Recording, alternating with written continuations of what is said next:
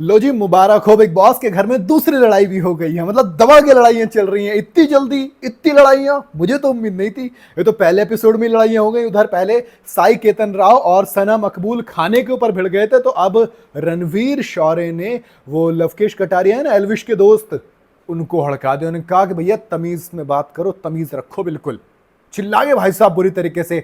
उधर फिर लव कटारिया भी चिल्ला गए, भैया कि मैंने कब आपसे फालतू बात कर ली?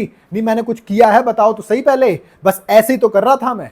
कैसे कर रहा? दरअसल पूरी बात बताता हूं। रणवीर शौर्य बैठे थे, तो वो आके बात करने लग गए।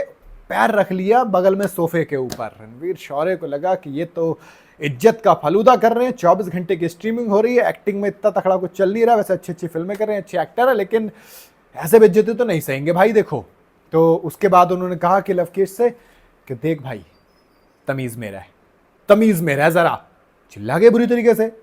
उसके बाद वो भैया कह रहा है, अरे मैंने थोड़ी ना तुमसे कुछ कही है, मैंने ऐसी तो कही थी, कुछ बोला हो तो बताओ। मैंने देखो, उसके बाद फिर लवकेश ने बोला कुछ बोलना मत, पहले सुन लो पूरी तरीके से, पहले सुन लो फिर बोलना। अब दोबारा समझाने लग गए कि देखो ऐसे पैर रखा था, ये वो फलाने ढिमकाना। रणवीर शौर्य ने फिर कह दिया, मेरे से बात करने की जरूरत नहीं है, तेरे में तमीज नहीं है बात करने की, हट यहां से।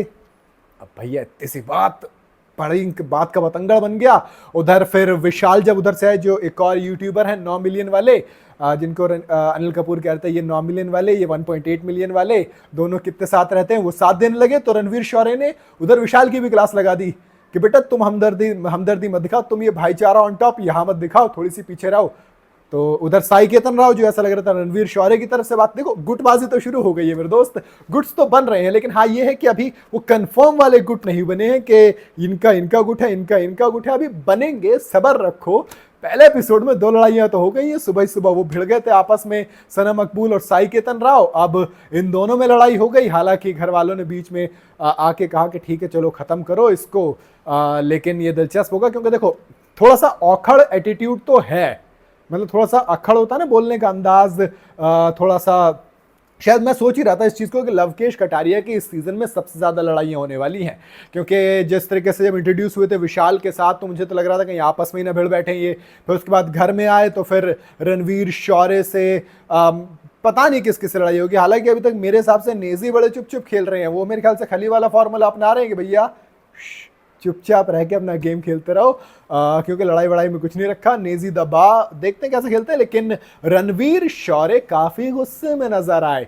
और फिर रिस्पेक्ट की बात आई तो विशाल ने कहा कि देखो सब आपकी रिस्पेक्ट करते हैं। वैसे वो जो मॉर्निंग ड्यूटीज असाइन हो रही थी तो सबने रणवीर शौर्य की बात भी सुनी। सब उनको कह रहे थे कि आप ठीक है, आप ड्यूटी मतलब आप सबका काम सुपरवाइज कर लो।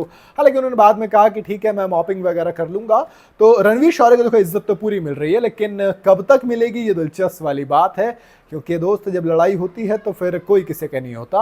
और उन्होंने कहा कि मैं तेरे से डबल उम्र का हूँ लवकेश कटारिया से, कि थोड़ी सी उस चीज़ का ख्याल रखो। इस तरीके से बात तो आप छोटे से भी नहीं करते हो, यानी कि वो पैर रखने वाली बात थी।